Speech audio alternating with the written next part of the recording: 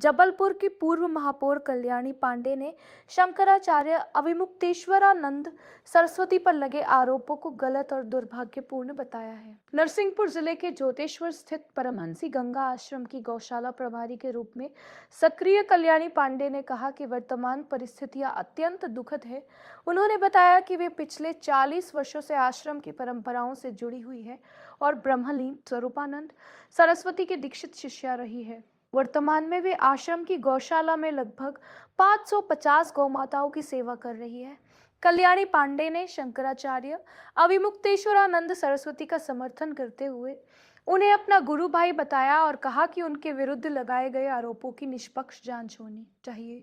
नरसिंहपुर संवाददाता मुकेश राय की रिपोर्ट। लगातार कई सालों से आपने अविमुक्तेश्वरानंद जी के साथ रहे हैं, उनकी दीक्षा भी देखी है, उसके पहले भी एक गुरु भाई का संबंध रहा होगा, आपका क्या नहीं है?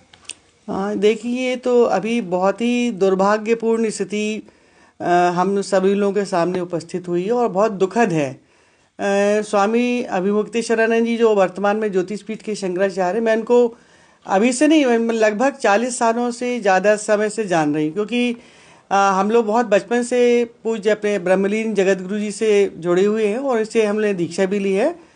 तो आदरणीय हमारे जो श्रद्धेय शंकराचार्य जी महाराज हैं, उनके बारे में इतना जानते हैं कि अभी जो उनकी पर तथहीन निराधार आरोप लगाए जा रहे हैं बेबुनियाद, वो हम स्पष्ट रूप से कहना चाहते हैं कि बिल्कुल गलत है और अन्यायपूर्ण है।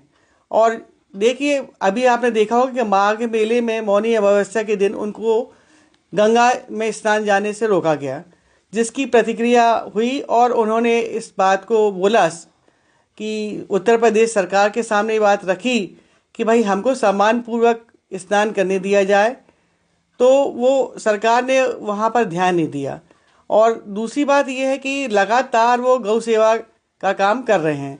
अभी जो वर्तमान में हमारे परमहंसी गंगा आश्रम में जो गौशाला चल रही संचालित हो रही है, वो गौशाला के अध्यक्ष भी हैं और संरक्षक भी हैं और उनके हिस्से ये गौशाला संचालित हो रही है। तो गौ माता को राष्ट्रमाता का दर्जा मिले, ये बात की वो पहल बहुत दिनों से करते चले आ रहे हैं और लंबी उन्होंने लड़ाई लड़ी है, पदयात्रा भी की है, संघर्ष भी किया है और गौ यज्ञ भी किया है। तो सरकार को कहीं ना कहीं इस बात से तकलीफ हो रही थी। हम ज़्यादा गहराई में राजनीतिक पार्टियों की नहीं जाना चाहते, लेकिन इतना जानते हैं कि भारतवर्ष जो है, वो हमारा देश जो है, गाय से, गंगा से, राम से जाना जाता है। तो निश्चित रूप से जितने हमारे सनातन धर्मी हैं और नई भी जो है, वो कोई नहीं चाहता कि गाय का अस्तित्व समाप्त हो। तो गौ होता है बंद होना चाहिए, गाय को राष्ट्रीय माता का दर्जा मिलना चाहिए। इसमें किसी को क्या आपत्ति होना चाहिए?